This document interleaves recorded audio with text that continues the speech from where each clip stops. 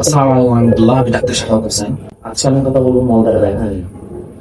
মলদ্বারে যদি ব্যথা পাশাপাশি কোনো সমস্যা হয়ে থাকে, সাধারণত রক্ত যাওয়া, ব্যথাবিহীন রক্ত যাওয়া, ব্যথাযুক্ত রক্ত যাওয়া, মলদ্বার লেগে আসা, গ্যাস রোগ, পোজ পানি পড়া, ক্যান্সার হয় ইত্যাদি ইত্যাদি। তবে আজকে শুধুমাত্র আমি মলদ্বারে ব্যথার যে কারণগুলো আছে সেগুলোর উপর নিয়ে কথা বলবো।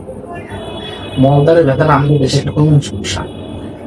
এটা সব বয়সে সবার হয়ে থাকে, কি পুরুষ, কি মহিলা, কি বাচ্চা, কি বয়স্ক, সবার ক্ষেত্রে কিন্তু এটা একটা কমন সমস্যা। তো কমন সমস্যা বলে আবার অনেকে এটা নিয়ে উড়ে যায়, আবার অনেকে আতঙ্কিত হয়ে এটা ক্যান্সার মনে করে। তবে আমাদের দেশে বেশিরভাগ মুরগি মনে করে মলদ্বারে ব্যথা মানে পাইলস। মলদ্বার ব্যথা মানে আসলে পাইলস না। ওই শুধুমাত্র মলদ্বার ব্যথার কারণগুলো আজকে উল্লেখ করবো। তো মলদ্বার ব্যথা যদিও কমন সমস্যা, সবচেয়ে কমন যে রোগটার কারণে মলদ্বারে ব্যথা হবে সেটা হচ্ছে অ্যানাল ফিশার বা গ্যাস।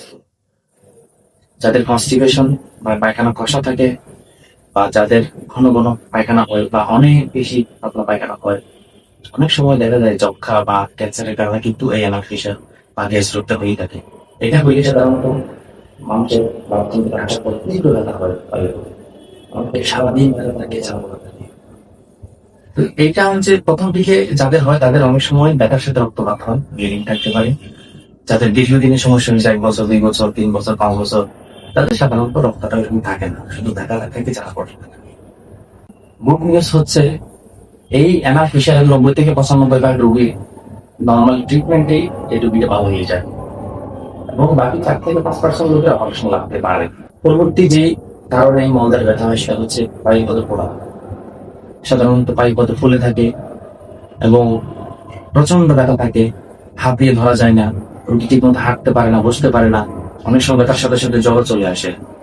এই সমস্ত ফোড়া হলে অবশ্যই ডাক্তারের কাছে যেতে হবে, অপারেশন লাগতে পারে।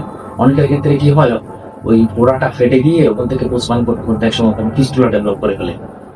পরবর্তী যে কারণে মলদ্বারে ব্যথা হয় সেটা হচ্ছে দেখি পাইলস। তো নর্মাল পাইলসে মলদ্বারে ব্যথা হয় না।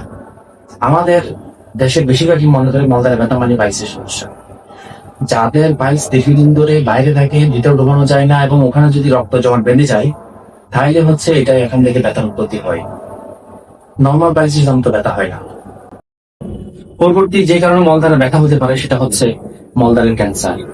মলদ্বারে কোনো ব্যথা বা কোনো পোড়া বা কোনো যদি হয়ে থাকে, কোনো টিউমার টিউমার হয়ে থাকে, তাহলে অবশ্যই ডাক্তারের কাছে বা সার্জনের কাছে বা বড় সার্জনের কাছে যেতে হবে, যাতে উনি দেখে ডিফারেন্সিয়েট করতে পারে যেটা ক্যান্সার হ্যাঁ অথবা না। পরে যে কারণে ব্যথা হতে পারে সেটা হচ্ছে প্রক্টালজিও ফোকাস নামে একটা রোগ। যে রোগীদের মলদ্বার ব্যথা থাকে কিন্তু এই ব্যথার কোনো কারণ খুঁজে পাওয়া যায় না। পরীক্ষা নিরীক্ষা অনেকগুলো করার পরও দেখা যাচ্ছে যে আসলে কোনো কারণেই খুঁজে পাওয়া যায় না। এই সমস্ত রোগীদের আসলে চিকিৎসাটা অনেক সময় কঠিন হয়ে যায়। মলদ্বারে ব্যথা আরেকটা কারণ হচ্ছে যারা দীর্ঘক্ষণ বসে থাকে, তাদের ক্ষেত্রে একদম মেরুদণ্ডের নিচে যে হাড়টা থেকে অনেক সময় হাড়ে ব্যথা, বসতে বসতে ব্যথা হয়ে যায়। এই হাড়ের ব্যথা অনেক সময় মনে হচ্ছে মলদ্বারে ব্যথা হয়। তো এই সমস্ত কারণে আসলে মলদ্বারে ব্যথা হতে পারে। এদের বাইরেও আর কিছু কারণ আছে যেসব কারণে মলদ্বারে ব্যথা হতে পারে।